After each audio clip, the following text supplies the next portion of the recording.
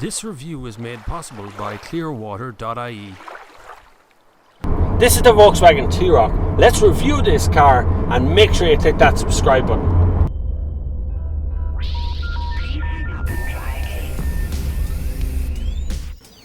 Man, if something could go wrong tomorrow. Yeah. See that? It's out of battery. Charged up last night, out of battery today. Wild.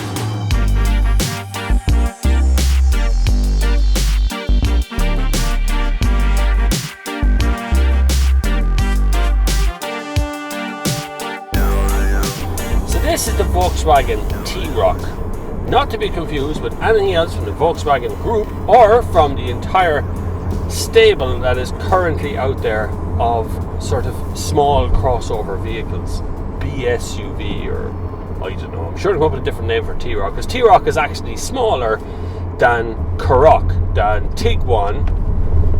Oh man, you can go through an awful lot of cars there. So what's the big difference? Well, quality for a start. It feels and drives incredibly well. The only drawback I have is at low speeds I find the engine a little bit jerky, so when you're pulling away from a traffic lights or you're trying to do anything in first gear, it kind of delivers all its power in one oof and away you go. And I do find that a little bit odd, but at higher speeds it's fine. And this is the new 1.5 litre TSI engine.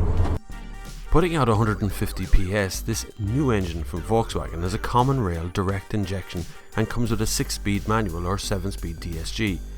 The engine can shut down 2 of the 4 cylinders and save fuel but also emissions. In the new European driving cycle, NEDC, the consumption range for the version with manual gearbox is 5 litres per 100 kilometres and 114 grams of CO2 without optional equipment. In conjunction with this optional 7-speed DSG, an average of 4.9 litres per 100 kilometres and 112 grams of CO2 is achieved. Now the engine itself is actually very smooth. It's coupled to a 6-speed box, and as you can see, I've got all of the usual doodads these days, including Apple CarPlay. Google Android is there. I don't have a Google phone, so I don't know. You can of course go back to the normal menu by doing this, which lets you into the normal menu Volkswagen comes with your car, which is actually quite a good menu. It's quite a handy little feature to have inside the thing. But Apple CarPlay, or if you use smartphones at all, it does make life a little bit easier, although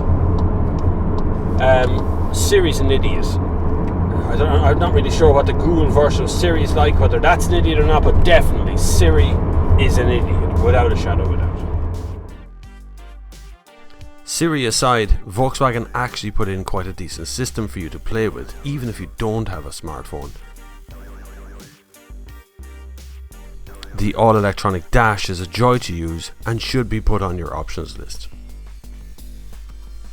I see on some forums, and actually seen from my other T-Roc video, which was the first drive I had of the car, that people are complaining about the dashboard being quite sharp. It is sharp in comparison to Volkswagen's usual stuff that they put onto the dashboard.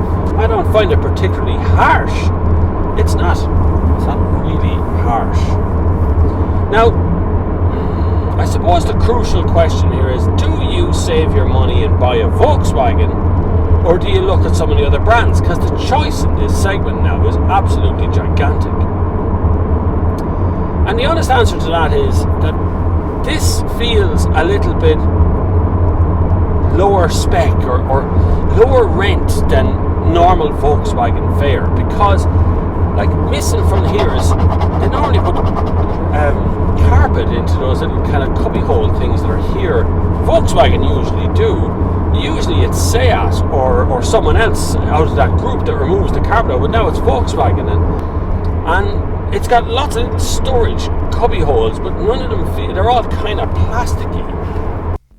This all means that the T-Roc starts at a reasonable €24,750, passing all the way through to my test car at €33,981, and prices are for Ireland only, so don't get excited. And you're getting that 1.5 litre TSI engine, which I have done 556 kilometres on and still trucking along. Overall, I think the T-Roc is a really, really honest effort by Volkswagen to do something a little bit different in the Volkswagen group. I think Some of the things they've done in here have been very, very clever. Some of the things they've done in here have been to make it more affordable, to drive that affordability right the way down. And I get it. I understand why you would do that as a company, but the problem is it's a little bit too far removed from something like a Volkswagen Golf or even a Polo. And a Polo is quite a good prospect these days. You look at a 1 litre Polo or 1 point whatever engine Polo, and you're getting a very economical car that's actually quite roomy and is big in here too. Hopefully you've learned about the Volkswagen T-Roc. If you have, hit that subscribe button. And until the next time, I will see you on the far side.